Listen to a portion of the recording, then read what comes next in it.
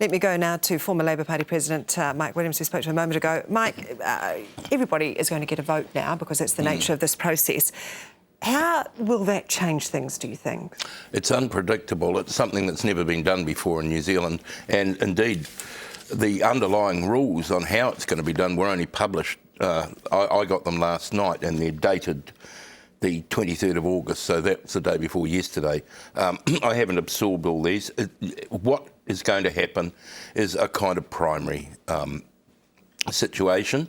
There'll be a series of meetings. Even the places the meetings will be held is defined in these rules, and they're pretty predictable. And I hope they'll be open to the media. That's not specified, and I think it could create a great deal of interest in the Labour Party and in the candidates, and I hope it does. Is it right to say that, you know, the party supports David Cunliffe and the caucus supports Grant Robertson? Yeah, that's the rumour, but you can't prove this. My belief, what I'm hearing, is that Cunliffe has actually sold himself a bit better to the caucus, and he may have picked up a few votes since the last leadership ballot. What you can say is that when Cunliffe went head-to-head with Shearer in the town hall meetings nearly 2 years ago, Cunliffe won those. I talked to a lot of people. I didn't actually go to one, but I talked to a lot of people who said, yes, he was better. Now, that was Cunliffe versus Shearer. Cunliffe versus Robertson may have a different result. And I actually agree with what Stuart said. I have a vote, and I'll be very interested to hear the speeches. What went wrong in caucus? Why did Cunliffe lose the faith, if you like, within caucus? What was it about him? Because no one seems to be able to put their finger on this, certainly to me, about what he did wrong. I like the guy. I've known him for a long time, but he polarises people.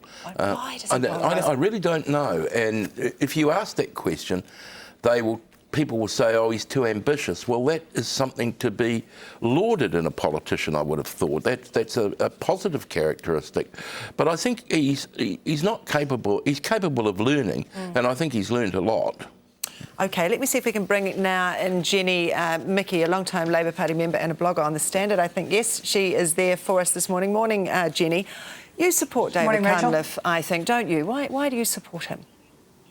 Well, firstly, I'd just like to pay my respects to David Shearer. I think he's made a terrifically hard decision for all the right reasons, and he deserves our thanks and respects. I guess I'm going to throw my lot behind David Cunliffe because I want someone who can win, and win now, who can beat John Key and be a leader in a Labour-led government. And I think David Cunliffe's the man to do that. Mike, who's likely to give Labour the best chance against Key in the next election? I would say Cunliffe, but I was interested. I slightly disagree with what Stuart said about getting around the country. It's really important to be able to get on top of your opposition in question time in Parliament, because there are dozens of political reporters going out to television, radio, newspapers. It's important to do that. The person who's most likely to do that, I think, is David Cunliffe. But having said that, Grant Robertson handles Key very well too. OK, Jenny, I want to raise something with you that, you know, the issue clearly within Labour for some time now has been unity, trying to unify this party. Is it feasible, do you think, that the party could be unified if Cunliffe or Robertson were to do a deal? In other words, whoever lost either came in at a high level, potentially even deputy. Would that work? I think that's absolutely important. I think that we don't want to deal behind closed doors. I absolutely agree with Stu. We want to see a great roadshow. We want to see a great debate. We want to see democracy in action. And the members are absolutely panting to have a go and have their say about picking a leader. And then the next thing to do is to bring them together. I mean, we have so much talent, and we can't afford to let any of it be squandered. I think Grant Robertson and David Cunliffe would make a great team. I think the caucus is ready to be united, and certainly the party is desperate for them to be united, because without unity we will never be elected. Mike, Labour, I can remember back to the smacking legislation, and the party took something of a hammering over that, which revealed, I guess, that there was there's a strong sort of socially conservative element within Labour. How would they view Grant Robertson, do you think? That is a very good question, Rachel. Part of Labour is a broad church party, and part of that sort of coalition is a significant group of social conservatives. I think they would be unhappy with Grant Robertson, but the interesting thing is that group would never vote National. They just would not vote. And that was the real problem for Labour in the last general election, and indeed the one before. We had the lowest turnout last election in 150 years, well, since we've had democracy in New Zealand. 25% of the people got on the roll and didn't bother to vote. That's nearly 1 million.